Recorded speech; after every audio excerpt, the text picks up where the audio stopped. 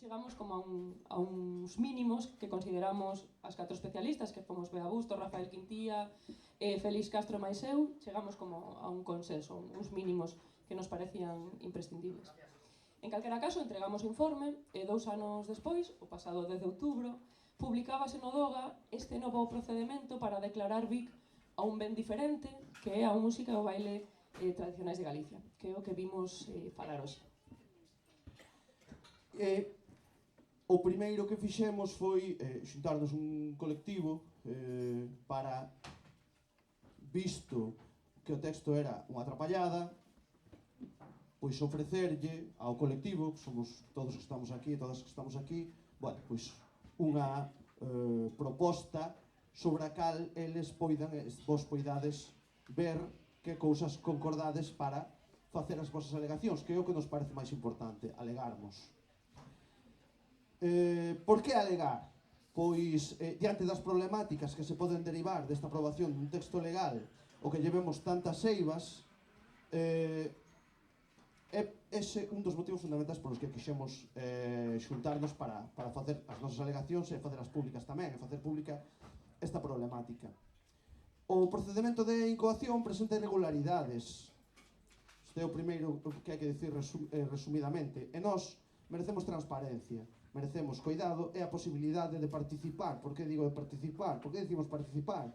Porque non consta no expediente, nin no DOGA, unha petición expresa por parte de ningún colectivo representativo da comunidade. É dicir, ninguén pediu facer este BIC que nos saibamos, ninguén da colectividade. E deben de facerse así. Non se notificou tampouco ás comunidades portadoras. Non nos consta que ninguna asociación representativa da música de baile tradicional recibise unha notificación con respecto que sea a facer isto. Houve un acto estupendo no cal se misturou todo ali, un acto propagandístico da Xunta, pero vaya, hasta aí, xa para afeitos consumados, vale? Non se nos consultou nada. Ademais, este proceder atenta contra uns principios éticos de salvagarda do patrimonio que a UNESCO, a Organización das Nacións Unidas, escribiu e fixo públicos no 2015.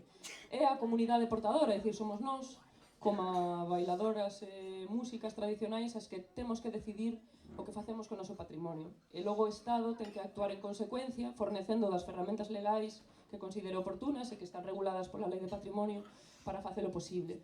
Eles han de executar a vontade popular, pero somos nós as que temos que decidir como comunidade que é o que queremos facer co noso patrimonio. Un dos puntos importantes é que o baile e a música tradicional neste texto legal están moi mal definidos, fatal definidos, sobre todo a música, que se presenta como algo secundario.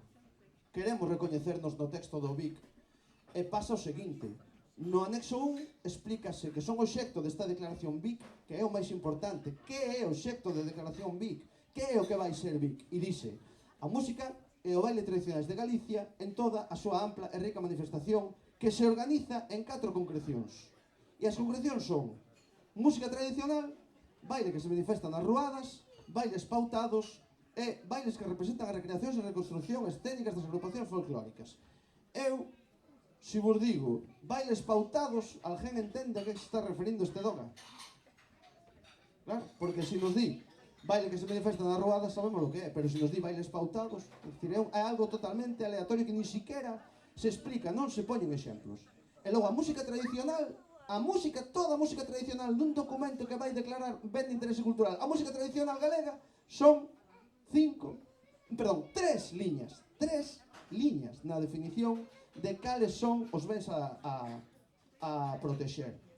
Todos sabemos o que é o baile que se manifesta nas ruadas. Está super ben explicado, iso sí, os bailes que se representan en recreacións e reconstruccións escénicas polas agrupacións folclóricas, isto queda moi claro. E dinse imprecisións como que se empregan as convencións propias do baile tradicional, que non é certo, algunhas cousas collense porque interesan para a escena e outras non se collen porque non interesan para a escena, non? O sea, non fai falta poñer exemplos, é dicir, no baile tradicional non teñen por que ser parellas mixtas, no baile escénicos, si pode ser, si. Dous homes nunca os teño visto, non? Por exemplo. E falanse de réplicas de indumentaria decimonónica. Que ten que ver a indumentaria decimonónica co baile tradicional? Pois hai que dar pregunta, alguén que me explique, porque nos non llevemos xeito. Ben, ademais, non sei se estades familiarizadas con este tipo de proteccións, cos outros BICs que temos na Galiza, pero polo xeral, os bens protegidos por esta figura son moi concretos e están moi delimitados para que precisamente esa protección sexa efectiva. Un pouco o que rixe ao principio desta protesta é que se realmente queremos protexelo todo, a efectos prácticos non estamos protexendo nada. Imaginade, pois eu que sei, que de repente Vic a literatura galega, a arquitectura tradicional, a música galega, non ten sentido, porque o non poder concretar como protexemos algo que non sabemos o que é.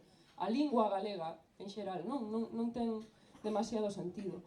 Pensando nisto, partindo da base de que eu son supercrítica, realmente non creo que necesitemos un BIC para protexer a foliada, que é algo tremendamente vivo, diverso, en constante desenvolvemento, pensando en bens que sí que serían interesantes protexer, no caso de querer facelo, pois serían, non sei, as danzas brancas, a propia foliada, aínda que eu considero que non, pero tería máis sentido, os cantares de cego, os cantares do ciclo do Nadal, cousas que poidan estar ben acotadas, que poidamos identificar e, por tanto, que podamos axudar a protexer. Pero estas grandes xeralidades, no fondo, que resultan son grandilocuencias políticas que non teñen despois concreción real. Despois, tamén dicimos que hai unha visión, non é anterior, Xori, unha visión do patrimonio inmaterial contradictoria, non? Xa vos dixen un par de exemplos, e nos defendemos o carácter vivo e dinámico da música do baile tradicionais frente á súa fosilización. Vale. Por exemplo, hai unha contradición entre a solicitude que se fai no momento do texto, di que haxa unha colaboración cos medios de comunicación para que acheguen información contemporánea da música e do baile tradicionais de Galicia, superando os arcaicos modelos estereotipados da cultura tradicional e a visión fosilizada e folclorista desta. Moi ben, nada en contra. Pero a continuación, di, e máis o fomento das representacións escénicas e artísticas contemporáneas que deveñen da música e do baile tradicionais, todo na mesma frase, e é totalmente contradictorio. Ou defendemos unha cousa, quero dicir, ou queres que se defenda unha cousa ou que se defenda a outra.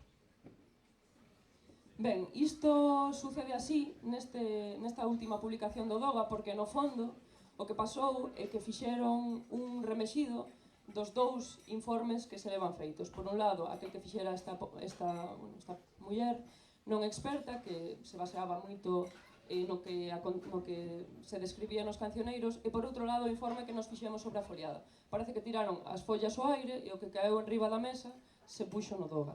É dicir, isto parece de broma, pero non é, pero se nós fixemos un informe para protexer a foliada, non é nin ético nin legal utilizar as argumentacións feitas para un ben concreto para xustificar o nomeamento dun ben que non é ese. Isto foi o que pasou, por iso hai estas contradiccións, porque as frases comezan cos argumentarios que nos fixemos para declarar a foliada e logo, dentro da mesma frase, collen os anacos que a outra persoa empregou para facer ben de interese cultural o baile folclórico. Isto é o que acontece. É algo bastante torpe, bastante pouco ético, como digo, non é legal. Ben, o cuarto punto polo que dicimos que hai que alegar é que a proposta de resolución está chea de xuizos de valor, é dicir, de opinións. Nós queremos que se analicen obxectivamente as fortalezas e as debilidades do patrimonio sen nesos folcloristas nin outros intereses, non? Por exemplo, criticas a foliada, dice: o formato da foliada tende a uniformidade, en particular dos puntos e movimentos do baile representativos de cada comarca. E dice ademais, perdeu en gran medida aqueles bailes como, por exemplo, a Muñeira Bella, algunhas carballesas ou as xotas cruzadas. Nós, como colectivo, nós decimos, e creo que todos estaremos de acordo, en que temos que ser nós como colectivo as que decidamos todo isto, as que decidamos que puntos vamos votar, non que estea nun documento criticando o que facemos ou o que non facemos, porque é un ben vivo. Un documento oficial non ten por que pôr en cuestión as decisións das persoas portadoras do PCI. É dicir, é normal que se hai moita xente que está nunha foliada que leva pouco tempo bailando que voten poucos puntos, pero sempre vai haber xente veterana, xente curtida nas foliadas que vais a ver puntos distintos. É normal que até o de agora, pois, non fusemos quen de poñer a andar a Muiñeira Vella, porque é unha cousa moi completa e prácticamente perdido, pero non quere dicir, como xa ten habido iniciativas, nós temos participado en obradoiros de Muiñeira Vella, que non podamos recuperar iso, e son as pandeireteiras toca Muiñeira Vella, nós o pagamos, non ten que vir nun doga, temos que decidilo nós. O baile tradicional é algo vivo, un constante movimento, se está de moda botar puntos dunha zona non de outra, é cousa nosa, porque as modas son intrínsecas ás persoas, isto non é un museo, isto é algo vivo.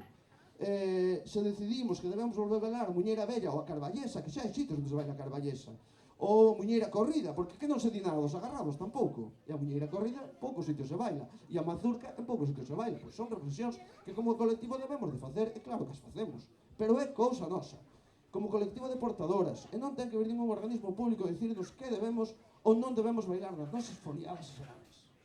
Ben, é de risa, pero é así. Por último, consideramos que as medidas de salvagarda, que no fondo é o que máis nos interesa, é dicir, que nos pode aportar a Dirección Xeral de Patrimonio, a Xunta de Galicia, para fortalecer e para asegurar que a nosa foliada, o noso baile, pautado ou non pautado, e as representacións folclóricas se manteñan a futuro e as nosas fillas manteñan este ben. Pois, no fondo, as medidas de salvagarda, que son propostas que se fan fundamentalmente con cartos. Todos sabemos, non? As boas intencións están moi ben, pero se non hai cartos que permitan que se leven adiante, non valen de nada. En xeral, atopamos que son poucas, pouco ambiciosas, moi mal definidas, algunhas directamente asociadas a fins mercantilistas, a capitalización do noso patrimonio, como queren facer co Entroido tamén, e, dende logo, non promoven a nosa cultura cun compromiso ético. E poñevos un exemplo. Din no DOGA que van crear este famoso arquivo audiovisual público e aberto para que todas teñamos acceso a grabacións, a recollas de música de baile. Ben, non indican que institución o vai acoller, se vai crear unha institución para tal fin, quen vai xestionar ese arquivo, porque os que facedes algún traballo de recolla ou simplemente tendes un pequeno arquivo, sabedes que é super difícil de xestionar. Quen vai etiquetar todo iso? Quen o vai subir á rede? Quen vai xestionar as consultas? Despois, de onde van proceder os fondos? Van volver a facer unha reunión de compiladoras e compiladores no Consello de Cultura Galega para que todos nos pelexemos entre nós e finalmente ninguén ceda nada? Como unha institución pública vai depender novamente do voluntarismo da comunidade? Para que queremos que a música do baile sexa en Vic se logo vai depender do voluntarismo da comunidade que isto se nutra? Non ten ningún sentido, en realidade. Outro exemplo. Din nun párrafo seguinte que van intentar convencer as asociacións de nais e pais para que inclúan a música do baile tradicionais como actividade extraescolar. Imos ver, se depende da bondade dos pais e das nais dos coles, que xa bastante fan por artellar o noso país, para que queremos que a Xunta se faga cargo diso? Se despois imos ser nós outra vez as que teñamos que convencer os coles para que falen en galego para que haxa música e baile de actividades extraescolares. Non debería a Xunta facer que no currículo oficial estiveran estes contidos de xeito transversal? Para que queremos estas medidas de salvagarda se somos de volta nós as que temos que facernos cargo disto? Isto é o que criticamos das medidas de salvagarda. En fin, resumindo por todo isto, pedimos que ou ben se reformule radicalmente o texto tendo en conta estas alegacións, ou ben se retome a idea inicial de declarar Vic a foliada, ou ben se abandone esta proposta de declaración, porque a verdade é que, para que este así, case é mellor quedarnos como estamos. Somos conscientes de que o que é a patrimonialización ofrece vantaxes, claro que sí, pero tamén perigos, e sabemos que unha vez que se aprobe a declaración, non hai volta atrás. A xente do baile da música tradicionais merecemos que as cousas se fagan ben. Así que animo vos a tomar partido porque no fondo o patrimonio é noso. Así que nada, moitas grazas.